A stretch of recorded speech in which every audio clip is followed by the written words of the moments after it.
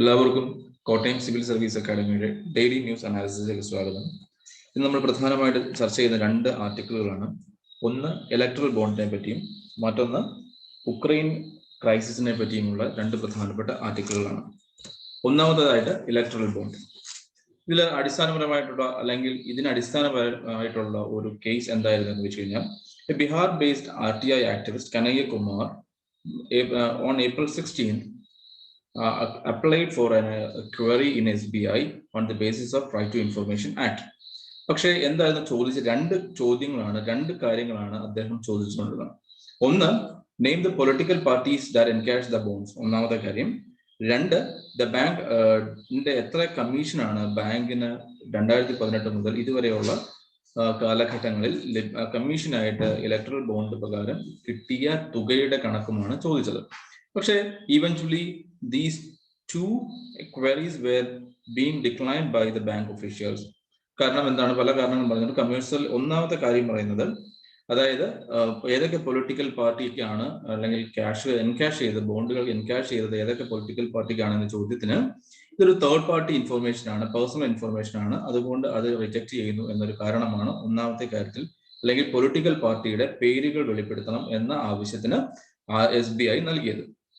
രണ്ടാമത്തെ ചോദ്യം എന്താണെന്ന് വെച്ച് കഴിഞ്ഞാൽ, how much commission it had earn from the scale of bond since the scheme started in 2018. 2018 മുതൽ ഇന്നുവരെയുള്ള കാലഘട്ടങ്ങളിൽ എത്ര എമൗണ്ട് ആണ് ഇവർ കമ്മീഷനായിട്ട് കൈപ്പറ്റിയിരിക്കുന്നത് എന്ന ചോദ്യങ്ങൾക്കുമുള്ള ഉത്തരമാണ് രണ്ടാമത്തെ ചോദ്യത്തിന് ഉത്തരമാണ്. ഇതൊരു കൊമേഴ്സ്യൽ കോൺഫിഡൻസ് ആണ് എന്നതായിരുന്നു ബാങ്കിന്റെ ഉത്തരം എന്ന് പറയുന്നത്.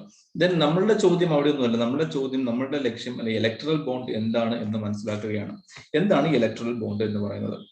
അതിന്റെ ഏറ്റവും പ്രധാനപ്പെട്ട ഇതിന്റെ ഒരു ഇൻഫോർമേഷൻ ആയിട്ട് വരുന്നത്, നമ്മുടെ ഏറ്റവും കൂടുതൽ സെയിൽ നടന്നത് ഏകദേശം 695.34 കോടി രൂപയുടെ ഇലക്ട്രൽ ബോണ്ട് തന്നെ ഈ റീസെന്റ് സംഭവിച്ചിട്ടുണ്ട്.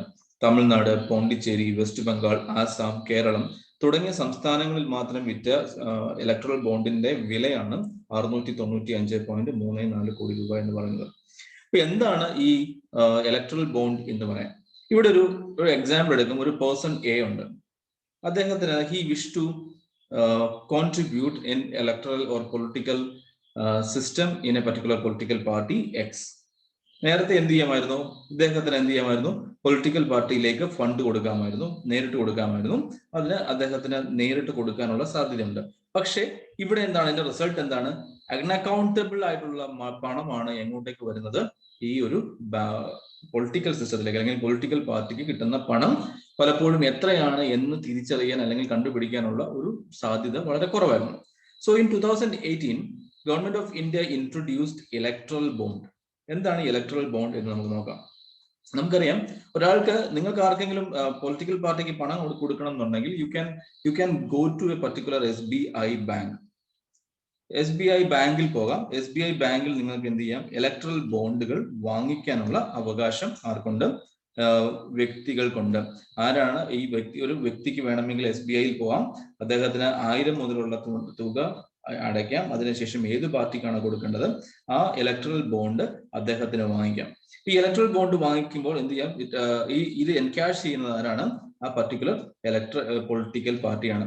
എന്താണ് പൊളിറ്റിക്കൽ പാർട്ടി എന്ന് പറയുന്നത്? നമുക്കറിയാം, നമ്മുടെ പീപ്പിൾ റെപ്രസെന്റേഷൻ ആക്ട് പ്രകാരം രജിസ്റ്റർ ചെയ്യപ്പെട്ടിട്ടുള്ള കഴിഞ്ഞ അസംബ്ലി ഇലക്ഷൻ അല്ലെങ്കിൽ അതിനു മുൻപുള്ള, അല്ലെങ്കിൽ ഈ പണം സ്വീകരിക്കുന്നതിന് മുൻപുള്ള റീസെന്റ് കഴിഞ്ഞിട്ടുള്ള ഇലക്ഷൻ, അതായത് നമ്മുടെ ലെജിസ്ലേറ്റീവ് അസംബ്ലി ഇലക്ഷനോ പാർലമെന്റ് ഇലക്ഷനിലേക്കോ ലോക്സഭ ഇലക്ഷനിലേക്കോ കുറഞ്ഞത് 1% സീറ്റ് നേടിയിട്ടുള്ള അല്ലെങ്കിൽ വോട്ട് നേടിയിട്ടുള്ള ആളുകളെയാണ് നമ്മൾ എന്ത് വിളിക്കുക? Political party, registered political party എന്ന് പറയുന്നത്.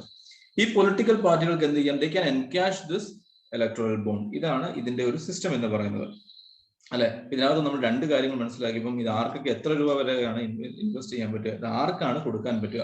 ഒന്ന്, എനി ഇന്ത്യൻ സിറ്റിസൺ, നമ്മുടെ ഇന്ത്യൻ സിറ്റിസൺ ആയിട്ടുള്ള ഏതൊരാൾക്കും എന്ത് ചെയ്യാം? ഇന്ത്യക്കാരനായിട്ടുള്ള ആർക്കും എന്ത് ചെയ്യാം? ഈ ഒരു ഇലക്ട്രൽ ബോണ്ടിൽ പാർട്ടിസിപ്പേറ്റ് ചെയ്യാം. അതായത് വ്യക്തികൾക്ക് മാത്രമല്ല, ഇന്ത്യയിൽ ഇൻകോർപ്പറേറ്റ് ചെയ്യപ്പെട്ടിരിക്കുന്ന അല്ലെങ്കിൽ എസ്റ്റാബ്ലിഷ് ചെയ്യപ്പെട്ടിരിക്കുന്ന ഏതൊരു കമ്പനികൾക്കും എന്ത് ചെയ്യാം? ഈ ഒരു ഇലക്ട്രൽ ബോണ്ടുകൾ വാങ്ങിക്കാവുന്നതാണ്. ഇത് എവിടെ നിന്നാണ് വാങ്ങിക്കാൻ സാധിക്കുക? SBIയിൽ നിന്നാണ്, സ്റ്റേറ്റ് ബാങ്ക് ഓഫ് ഇന്ത്യയിൽ നിന്നാണ് ഇത് വാങ്ങിക്കാൻ സാധിക്കുക. അപ്പൊ ആർക്കൊക്കെയാണ് ഇത് വാങ്ങിക്കാൻ, അല്ലെങ്കിൽ എത്ര രൂപ വരെയാണ് ഇതിനകത്ത് ഇൻവെസ്റ്റ് ചെയ്യാൻ പറ്റുക, മാക്സിമം സീലിംഗ് ഉണ്ടോ, ഏറ്റവും മിനിമം ത്രെഷോൾഡ് എത്രയാണ് എന്ന് നമുക്ക് നോക്കാം. കുറഞ്ഞത് 1000 രൂപ, അല്ലെങ്കിൽ 1000 രൂപ ആണ് ഏറ്റവും കുറഞ്ഞ റേറ്റ് എന്ന് പറയുന്നത്. 1000 രൂപ അല്ലെങ്കിൽ 10000 രൂപ, 1 ലക്ഷം രൂപ, 10 ലക്ഷം രൂപ, അതുപോലെ തന്നെ 1 crore അപ് ടു 1 crore വരെയുള്ള ഇലക്ട്രൽ ബോണ്ടുകൾ നമുക്കിവിടെ അവൈലബിൾ ആണ്. ഇതിനൊരു മാക്സിമം സീലിംഗ് ഉണ്ടാവുന്നില്ല. അപ്പം അതിനകത്ത് തന്നെ എന്ത് ചെയ്യാൻ പറ്റും, ഒരാൾ ഇത് ഈ ഇലക്ട്രൽ ബോണ്ട് വാങ്ങിച്ചിട്ടുണ്ടെങ്കിൽ പൊളിറ്റിക്കൽ പാർട്ടികൾക്ക് എന്ത് ചെയ്യാം, within 15 days they can encash this electoral bond. എത്ര ദിവസമാണ് ഈ ഇലക്ട്രൽ ബോണ്ടിന്റെ കാലാവധി എന്ന് നമുക്ക് വേണമെങ്കിൽ പറയാം. 15 ദിവസത്തിനുള്ളിൽ ആര് ക്യാഷ് ആക്കണം, particular political party, registered political party should encash this electoral bond. ഇത് എപ്പോഴൊക്കെയാണ്, ആർക്കൊക്കെയാണ് വാങ്ങിക്കാൻ പറ്റുക നമ്മൾ പറഞ്ഞു. Any Indian citizens or any incorporated or established company in India within the territories of India can purchase this electoral bond. ഇത് എത്ര കാലത്തേക്കാണ്, എന്നൊക്കെയാണ് വാങ്ങിക്കാൻ പറ്റുക എന്ന് പറയുന്നത് നമുക്കറിയാം. വർഷത്തിൽ എല്ലാ ദിവസവും ഇത് ഓപ്പൺ അല്ല. ഗവൺമെന്റ് ഓഫ് ഇന്ത്യ തീരുമാനിക്കുന്ന പ്രധാനപ്പെട്ട 4 മാസങ്ങളിൽ, അതായത് January, April, July and October തുടങ്ങിയ മാസങ്ങളിലാണ് എന്ത് ചെയ്യുന്നത്, ഈ ഒരു ഇലക്ട്രൽ ബോണ്ടുകൾ ഡിസ്ട്രിബ്യൂട്ട് ചെയ്യപ്പെടുക, അല്ലെങ്കിൽ വാങ്ങിക്കാൻ, അല്ലെങ്കിൽ പൊളിറ്റിക്കലി ആളുകൾക്ക്, വ്യക്തികൾക്ക് വാങ്ങിക്കാനുള്ള അവസരം ജാനുവരി, ഏപ്രിൽ, ജൂലൈ, ഒക്ടോബർ തുടങ്ങിയ മാസങ്ങളിലാണ്. ഇത് എല്ലാ മാസങ്ങളിൽ, ഈ 4 മാസങ്ങളിലും എല്ലാ ദിവസവുമല്ല, ഗവൺമെന്റ് ഓഫ് ഇന്ത്യ തീരുമാനിക്കുന്ന 10 ദിവസങ്ങളിൽ മാത്രമാണ് ഈ ആളുകൾക്ക് ഈ ഇലക്ട്രൽ ബോണ്ട് വാങ്ങിക്കാനുള്ള ഒരു സാഹചര്യമുള്ളൂ. നമുക്ക് ഒന്നുകൂടെ പറയാം, ഇലക്ട്രൽ ബോണ്ട് എന്താണെന്ന് പറയാം. It is a financial instrument for making donations to political parties. Political പാർട്ടിയിലേക്ക് പണം അല്ലെങ്കിൽ ഡൊണേറ്റ് ചെയ്യാനുള്ള ഒരു ടൂളാണ് ഈ ഇലക്ട്രൽ ബോണ്ട് എന്ന് പറയുന്നത്. ഇലക്ട്രൽ ബോണ്ട് നമുക്കറിയാം, ആർക്ക് വേണമെങ്കിലും, ഇന്ത്യൻ പൗരനായിട്ടുള്ള, ഇന്ത്യക്കുള്ളിൽ ഇൻകോർപ്പറേറ്റ് ചെയ്യപ്പെട്ടിരിക്കുന്ന അല്ലെങ്കിൽ എസ്റ്റാബ്ലിഷ് ചെയ്യപ്പെട്ടിരിക്കുന്ന കമ്പനികൾക്കോ അല്ലെങ്കിൽ ലീഗൽ പേഴ്സൺസിനും എന്ത് ചെയ്യാം, ഇത് വാങ്ങിക്കാനുള്ള അവകാശമുണ്ട്. ഇത് വാങ്ങിക്കുന്നത് എവിടെ നിന്നാണ് വാങ്ങിക്കുന്നത്? SBI ബാങ്കിനെയാണ് ഇത് വിൽക്കുവാൻ ഓതറൈസ് ചെയ്യപ്പെട്ടിരിക്കുന്നത്. 1000 മുതലുള്ള ഗുണിതങ്ങളിൽ 1000, 10000, 1 ലക്ഷം, 10 ലക്ഷം, 1 കോടി രൂപ വരെയുള്ള ഇലക്ട്രൽ ബോണ്ടുകളാണ് SBI റിലീസ് ചെയ്യുന്നത്. അപ്പൊ ഈ 1000, അതിന് ഏറ്റവും മാക്സിമം ത്രെഷോൾഡ് എന്നൊരു ലിമിറ്റ് ഇല്ല, ഒരു മാക്സിമം സീലിംഗ് ഒരു സാധ്യതയില്ല. എത്ര വേണമെങ്കിലും വാങ്ങിക്കാനുള്ള അവസരം ആർക്കുണ്ട്? വാങ്ങിക്കുന്ന ആളുകൾക്കുണ്ട്. പക്ഷെ ഒരു കണ്ടീഷൻ എന്താണ്? Within 15 days of issuance the particular political party should encash this electoral bond or else it would be cease to operate. അടുത്ത ഒരു പ്രധാനപ്പെട്ട ഒരു പോയിന്റ് ആയിട്ട് നമുക്ക് പറയാൻ പറ്റുന്നത്, ഈ രാജ്യത്ത് ഏതൊക്കെ മാസങ്ങളിലാണ് ഇത് ഇലക്ട്രൽ ബോണ്ട് അവൈലബിൾ ആവുക? January, April, July and October. 4 മാസങ്ങളാണ്. ഏതൊക്കെയാണ്? January, April, July and October. അതുപോലെ തന്നെ എന്താണ്, ഒരാൾക്ക് വ്യക്തിപരമായിട്ടോ അല്ലെങ്കിൽ ജോയിൻ ചെയ്ത് കുറെ ആളുകളുടെ ഒരു കൂട്ടത്തിനോ എന്ത് ചെയ്യാം, ഇത് വാങ്ങിക്കാനുള്ള അവസരമുണ്ട്. അടുത്ത ഒരു ആർട്ടിക്കിൾ ആണ് നമുക്ക് നോക്കുന്നത്. ഈ ഒരു യുക്രൈൻ റഷ്യ ഇഷ്യൂവിന്റെ ഒരു ടെൻഷൻസ് വല്ലാതെ വളർന്നുകൊണ്ടിരിക്കുകയാണ്. അപ്പോൾ ഇതിനകത്ത് നമ്മൾ നോക്കാൻ പോകുന്ന റഷ്യ ഉക്രൈനിന്റെ ഒരു ബന്ധം എന്നാണ് തുടങ്ങുന്നത് എന്ന് നോക്കാം. നമുക്കറിയാം, ഫസ്റ്റ് വേൾഡ് വാർ മുതലുള്ള ഒരു റിലേഷൻഷിപ്പാണ് ഈ 2 രാജ്യങ്ങൾ ഉണ്ടാകുന്നത്. അതിനകത്ത് നമുക്കറിയാം 1914 മുതലുള്ള ഒരു മോഡേൺ ബയലാറ്ററൽ റിലേഷൻ സ്റ്റാർട്ട് ചെയ്യുന്നത് ഫസ്റ്റ് വേൾഡ് വാറോട് കൂടിയാണ്. പക്ഷെ 1920 എത്തിയപ്പോൾ റഷ്യൻ റെഡ് ആർമി, പോളിഷ് ആർമിയും കൂടെ എന്ത് ചെയ്തു? യുക്രൈനെ പിടിച്ചടക്കുകയുണ്ടായി. Conquered by Russian and Polish army. അതായത് ഈ റഷ്യയുടെയും പോളണ്ടിന്റെയും ആർമികൾ ചേർന്ന് 1920 ഉക്രൈൻ പിടിച്ചടക്കുകയുണ്ടായി. പക്ഷെ ഈ 1991 after the collapse of USSR it became an independent nation. Ukraine എന്തായി? ഒരു സ്വതന്ത്ര രാഷ്ട്രമായി. പക്ഷെ tensions were there, but the tensions were escalated in the year 2014. 2014 ഏറ്റവും കൂടുതൽ ഈ ഒരു പ്രോബ്ലം അല്ലെങ്കിൽ യുക്രൈൻ റഷ്യ പ്രോബ്ലം വളരെ ഉയർന്നു വന്ന വർഷമാണ് 2014 എന്ന് പറയുന്നത്. നമുക്കറിയാം 2014 1/3/2014 എന്ത് സംഭവിച്ചു? Federation council of Russian federal assembly നമ്മളുടെ പ്രസിഡന്റ് ഓഫ് റഷ്യനെ അധികാരപ്പെടുത്തി. എന്തിനു വേണ്ടിയിട്ട്? റഷ്യൻ ആംഡ് ഫോഴ്സിനെ ഉക്രൈന്റെ ടെറിട്ടറിയിലേക്ക് കടക്കുവാനുള്ള അധികാരം ആര് നൽകി? പാർലമെന്റ് നൽകി. പക്ഷേ 3-ാം തീയതി 3/3/2014 ഒരല്പം കൂടെ ഒരു സ്റ്റെപ്പ് ഫോർവേഡ് ആണ് റഷ്യക്ക് ലഭിച്ചത്. എന്താണെന്ന് വെച്ച് കഴിഞ്ഞാൽ, റഷ്യന്റെ UN റെപ്രസെന്റേറ്റീവ് ഉണ്ട്. UN representative Russian president of റഷ്യക്ക് ഒരു ലെറ്റർ കൈമാറുന്നു. ആ ലെറ്ററിൽ സൈൻ ചെയ്തിരിക്കുന്നത് ഉക്രൈനിയൻ പ്രസിഡന്റായ യുനോക്കോവിച്ചിന്റെ ഒരു സിഗ്നേച്ചർ ഉള്ള റഷ്യൻ പ്രസിഡന്റിന് റിക്വസ്റ്റ് ചെയ്യുന്ന ഒരു ലെറ്റർ ആയിരുന്നു. 2014 മാർച്ച് 3-ാം തീയതി എന്താ സംഭവിച്ചത്? റഷ്യയുടെ UN റെപ്രസെന്റേറ്റീവ് മുഖാന്തരം യുക്രൈന്റെ അന്നത്തെ പ്രസിഡന്റ് ആയിരുന്ന യുനോക്കോവിച്ച് എന്ത് ചെയ്തു? റഷ്യൻ പ്രസിഡന്റിന് റിക്വസ്റ്റ് നൽകുകയാണ് ഉണ്ടായത്. എന്താണ് റിക്വസ്റ്റ്? എന്തിനായിരുന്നു? യുക്രൈനെ ചില സാഹചര്യങ്ങളിൽ നിന്ന് സംരക്ഷിക്കുക എന്ന ഒരു ഉദ്ദേശമായിരുന്നു റഷ്യയുടെ, അല്ലെങ്കിൽ ഈ ഒരു കത്തിന്റെ ഉള്ളടക്കം എന്ന് പറഞ്ഞു. അതിന് ഒരു 2-3 ദിവസം കൂടെ, കുറച്ച് ദിവസം പുറകോട്ട് പോകാം. 27/2/2014 27/2/2014 എന്താണ് സംഭവിച്ചത്? ചില അൺനോട്ടീസ്ഡ് അല്ലെങ്കിൽ അൺമാർക്ഡ് ആംഡ് മെൻ അല്ലെങ്കിൽ തീവ്രവാദികൾ, militants, they ceased parliament of Ukraine. പാർലമെന്റിൽ ഉക്രൈനെ പിടിച്ചടക്കുകയും അല്ലെങ്കിൽ പാർലമെന്റ് പിടിച്ചടക്കുകയും അവിടുത്തെ ഗവൺമെന്റിനെ അട്ടിമറിക്കുകയും പകരം ഒരു ഗവൺമെന്റിനെ ആര് സ്ഥാപിച്ചു? ഈ മിലിഷ്യ സ്ഥാപിക്കുകയും ചെയ്തു. അതിനുശേഷം എന്താണ് സംഭവിച്ചത്? അവരൊരു ജനങ്ങളുടെ അല്ലെങ്കിൽ യുക്രൈനിന്റെ അല്ലെങ്കിൽ ക്രിമിയയുടെ ആളുകൾക്ക് വേണ്ടിയിട്ട് റെഫറൻഡം അവർ പാസ്സാക്കാൻ, അല്ലെങ്കിൽ റെഫറൻഡത്തിന് വേണ്ടുന്ന സാഹചര്യങ്ങൾ മുന്നോട്ട് കൊണ്ടുപോയി. അതായത് 27-ാം തീയതി എന്താ സംഭവിക്കുന്നത്? ഒരു ആംഡ് മിലിഷ്യ ഗ്രൂപ്പ് എന്ത് ചെയ്യുന്നു? ഉക്രൈനിയൻ പാർലമെന്റ് പിടിച്ചടക്കുന്നു. അതിനുശേഷം അവരൊരു ഗവൺമെന്റ് ഫോം ചെയ്യുന്നു. ആ ഗവൺമെന്റിന്റെ ഒരു തീരുമാനമായിട്ട് മുന്നോട്ട് വന്നത് ക്രിമിയ ആരുടെ ഭാഗമാവണം, റഷ്യയുടെ ആണോ ഉക്രൈന്റെ ആണോ എന്ന് തീരുമാനിക്കാനുള്ള അധികാരം ആർക്കാണ് വിട്ടുകൊടുത്തത്? ജനങ്ങൾക്ക് വിട്ടുകൊടുത്തു. ജനങ്ങൾക്ക് വിട്ടുകൊടുത്തപ്പോൾ എന്താ സംഭവിച്ചത്? അത് എങ്ങനെയാണ്? Through the process of referendum, people voted in favour of that referendum and they were actually willing to join Russia. അവർ അങ്ങനെ ഒരു മാൻഡേറ്റ് ആണ് ഈ ഒരു റെഫറൻഡം വഴി കൊടുത്തത്. അതുകൊണ്ട് തന്നെ എന്താണ് 17-ാം തീയതി മാർച്ച് 2014 എന്ത് ചെയ്തു? ഈ ക്രിമിയ എന്താക്കി മാറ്റി? ഒരു ഇൻഡിപെൻഡന്റ് സ്റ്റേറ്റ് ആക്കി മാറുകയുണ്ടായി 2014 മാർച്ച് 17-ാം തീയതി. അതിനുശേഷം പിറ്റേന്ന് ദിവസം, അതായത് 18/3/2014 എന്താണ് സംഭവിച്ചത്? Treaty of incorporating Crimea and Sevastopol into Russia signed in Moscow. മോസ്കോയിൽ വെച്ച് ഒരു ഇൻകോർപ്പറേറ്റിംഗ്, അല്ലെങ്കിൽ ക്രിമിയയെ എങ്ങോട്ട് ഇൻകോർപ്പറേറ്റ് ചെയ്യുന്നു? റഷ്യയിലേക്ക് ഇൻകോർപ്പറേറ്റ് ചെയ്യാനുള്ള ഒരു ട്രീറ്റി സൈൻ ചെയ്യുന്നു.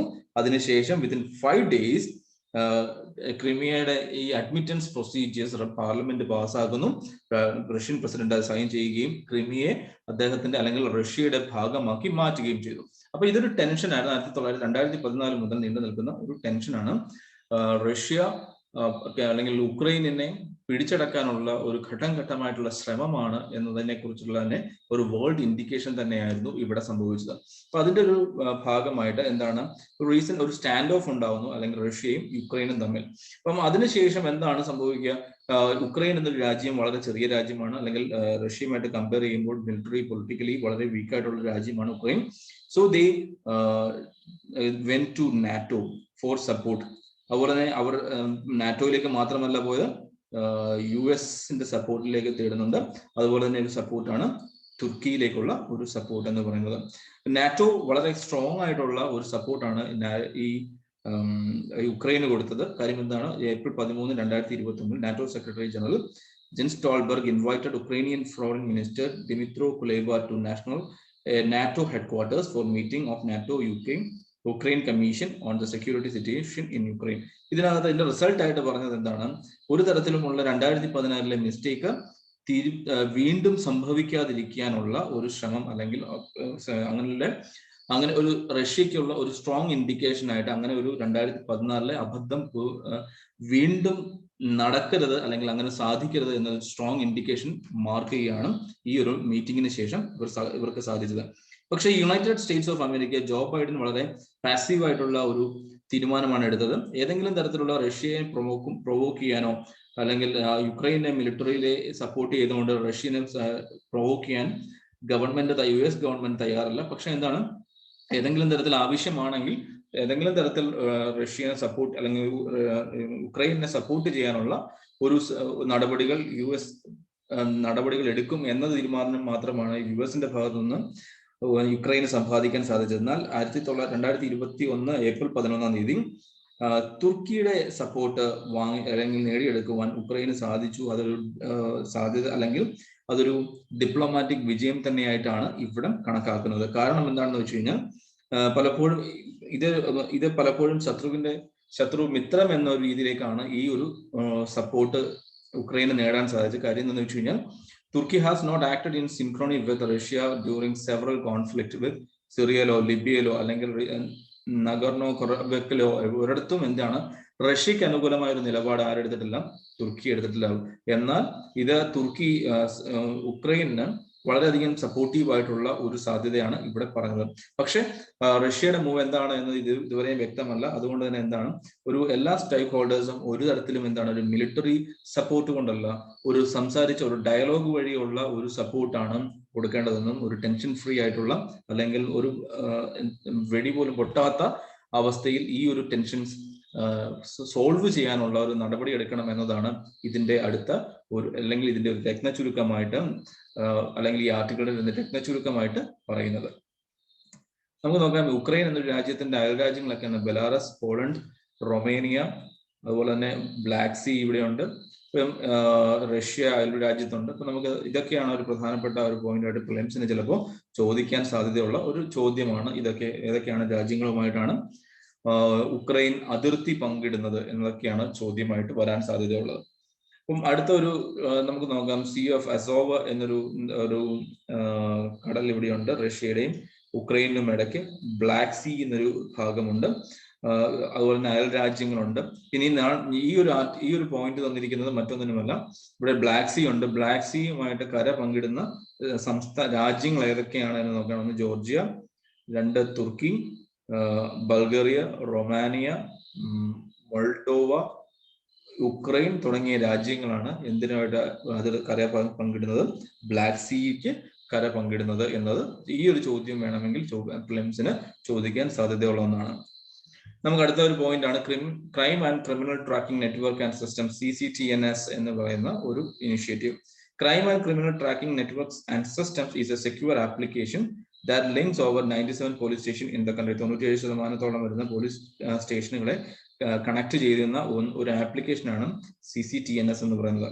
ഈ പ്രൊജക്ട് ഇനിഷ്യേറ്റ് ചെയ്തത് June 2009 It has been developed by National Crime Records Bureau NCRB under Union Home Ministry. It aims to create a comprehensive and integrated system for enhancing the efficiency and effectiveness of policing at the police station level. This will be done through adoption of principles of e-governance, nationwide network infrastructure for the evolution of IT-enabled state-of-the-art tracking system around investigation of crime and detection of criminals. അപ്പം പലപ്പോഴും എന്താണ് കേരളത്തിൽ ഒരു crime ചെയ്തതിനു ശേഷം UP-യിൽ പോയി അല്ലെങ്കിൽ ഏതെങ്കിലും നോർത്ത് ഈസ്റ്റേൺ സംസ്ഥാനങ്ങളിൽ പോയി ഒളിക്കുന്ന പദവി ഉണ്ടാവും. പക്ഷെ എന്താണ് എല്ലാ സംസ്ഥാനങ്ങളിലെയും പോലീസ് സ്റ്റേഷനുമായിട്ട് ലിങ്ക്ഡ് ആയതുകൊണ്ട് ഒരു കേസ് അന്വേഷണം ഒരു ഗവേണൻസിന്റെ ആപ്ലിക്കേഷനിൽ അല്ലെങ്കിൽ പ്രതികളെ കണ്ടെത്തുവാൻ ഒരു സഹായമായിട്ട് ഈ CCTNS മാറും എന്നത് തന്നെയാണ് ഹോം മിനിസ്ട്രി ആന്റിസിപ്പേറ്റ് ചെയ്യുന്ന ഒരു ലക്ഷ്യം എന്ന് പറയുന്നത്. അടുത്തത്, consider the following statements of Minsk agreement and pick up the correct options. ഈ മിൻസ്ക് എഗ്രിമെന്റ് എന്തുമായിട്ട് ചേർന്നിട്ടുള്ളതാണ് എന്നത് അല്ലെങ്കിൽ ഏത് രാജ്യവുമായിട്ടാണ് എന്നതാണ് ഇവിടുത്തെ ചോദ്യം വരുന്നത്. അപ്പോൾ ഇതിന്റെ Minsk agreement is an agreement between Ukraine and Russia to resolve the conflict in eastern Ukraine. It is an agreement to halt the war in Donbas region of Ukraine. It was drawn up the trilateral contract group of Ukraine, which comprised representatives from Ukraine, Russia and OSCE. ഇതാണ് ഇപ്പം ഉത്തരം വരുന്നത്. It is an agreement between Ukraine and Russia to resolve the conflict in eastern Ukraine. അടുത്തത്, which of the following is correctly matched? Strait of Messina, Strait of Dover. ഇത് നമ്മൾ നേരത്തെ പറഞ്ഞ Russia Ukraine ഇഷ്യൂവിൽ നിന്ന് എടുത്തിരിക്കുന്ന ഒരു ക്വസ്റ്റ്യൻ ആണ്. നമുക്ക് അതിന്റെ മാപ്പുകൾ നോക്കാം. കർച്ച് സ്ട്രൈറ്റ് എന്നറിയാവുന്ന സീ ഓഫ് അസോവിനെയും ബ്ലാക്ക് സീയെയും കണക്ട് ചെയ്യുന്ന ഒരു സ്ട്രൈറ്റ് ആണ് നമ്മളുടെ ഈ കർച്ച് സ്ട്രൈറ്റ് എന്ന് പറയുന്നത്. കർച്ച് സ്ട്രൈറ്റ് എന്ന് പറഞ്ഞാൽ എന്താണ്? ചെറിയ എന്താണ് രണ്ട് അല്ലെങ്കിൽ ഭൂരേഖകൾക്ക് അല്ലെങ്കിൽ ഭൂമികൾക്കിടയിൽ അല്ലെങ്കിൽ ഏതെങ്കിലും ഒരു ഭൂഖണ്ഡങ്ങൾക്കിടയിൽ അല്ലെങ്കിൽ ലാൻഡ് മാസിനിടയിൽ കൂടെ കടന്നു പോകുന്ന അല്ലെങ്കിൽ രണ്ട് വലിയ എന്താണ് വാട്ടർ ബോഡീസിനെ കണക്ട് ചെയ്യുന്ന കനാലിലാണ് ഈ സ്ട്രൈറ്റ് എന്ന് വിളിക്കുന്നത്. അപ്പൊ ഈ കർച്ച് സ്ട്രൈറ്റിനെ കണക്ട് ചെയ്യുന്നത് എന്തിനൊക്കെയാണ്? സീ ഓഫ് അസോവിനെയും ബ്ലാക്ക് സീനെയും തമ്മിലാണ് കണക്ട് ചെയ്യുന്നത്. ഇനി സ്ട്രൈറ്റ് ഓഫ് ഡോവർ കണക്ട് ചെയ്യപ്പെടുന്നത് എന്തിനൊക്കെയാണ്? ഇംഗ്ലീഷ് ചാനലിനെയും നോർത്ത് സീനെയുമാണ് കണക്ട് ചെയ്യുന്നത്. എന്താണ് ഈ സ്ട്രൈറ്റ് ഓഫ് ഡോവർ എന്ന് പറയുന്നത്? അടുത്തത് സ്ട്രൈറ്റ് ഓഫ് മെസീന. നമുക്കറിയാം സ്ട്രൈറ്റ് ഓഫ് മെസീന കണക്ട് ചെയ്യുന്നത് ടെറാനിയൻ സീയിലെയും ആണ് കണക്ട് ചെയ്യുന്നത്, അല്ലെങ്കിൽ അയോണിയൻ സീയെയും ടെറാനിയൻ സീയെയും കൂടെ കണക്ട് ചെയ്യുന്ന ഒന്നാണ് സ്ട്രൈറ്റ് ഓഫ് മെസീന എന്ന് പറയുന്നത്. ഇവിടെ സ്ട്രൈറ്റ് ഓഫ് സിസിലിയ ഉണ്ട്. മെഡിറ്ററേനിയൻ സീകളെ അല്ലെങ്കിൽ കണക്ട് ചെയ്യുന്ന അല്ലെങ്കിൽ രണ്ട് ഭാഗത്തെ കണക്ട് ചെയ്യുന്ന ഒന്നാണ് സ്ട്രൈറ്റ് ഓഫ് സിസിലിയ എന്ന് പറയുന്നത്. അപ്പൊ നമുക്ക് പ്രധാനമായിട്ടും ഈ 3 പോയിന്റുകൾ, അതായത് കർച്ച് സ്ട്രൈറ്റ് എന്തിനൊക്കെയായിരുന്നു? സീ ഓഫ് അസോവിനെയും ബ്ലാക്ക് സീയെയും കണക്ട് ചെയ്യുന്നു. സ്ട്രൈറ്റ് ഓഫ് ഡോവർ കണക്ട് ചെയ്യുന്നത് നോർത്ത് സീനെയും ഇംഗ്ലീഷ് ചാനലിനെയുമാണ് കണക്ട് ചെയ്യുന്നത്. എന്നാൽ സ്ട്രൈറ്റ് ഓഫ് മെസീന കണക്ട് ചെയ്യുന്നത് അയോണിയൻ സീനെയും ടെറാനിയൻ സീനെയുമാണ് കണക്ട് ചെയ്യുന്നത്. അപ്പൊ ഇത് നോക്കുമ്പോൾ ഇതിന് അയൽപക്കത്തുള്ള രാജ്യങ്ങൾ ഏതാണ് എന്നൊന്നും നിങ്ങൾ ശ്രദ്ധിക്കണം. ഇതൊക്കെയാണ് ഇന്നത്തെ ഏറ്റവും പ്രധാനപ്പെട്ട ചില ആർട്ടിക്കിളായിട്ട് മുന്നോട്ട് വന്നത്. നമ്മുടെ ഹിന്ദുവിലാണെങ്കിലും PIBയിലാണെങ്കിലും വന്നിരിക്കുന്ന ചില പ്രധാനപ്പെട്ട ആർട്ടിക്കിളുകളാണ് ഈ രണ്ടെണ്ണം. ഇത് രണ്ടും കൃത്യമായിട്ട് ഓർത്ത് വെക്കുക. ഈ ആർട്ടിക്കിളിനപ്പുറത്ത് ഈ പോയിന്റുകൾ ഓർത്ത് വെക്കാൻ ശ്രദ്ധിക്കുക. അതിനുശേഷം ഒരു വ്യക്തമായിട്ടുള്ള MCQ ചെയ്ത്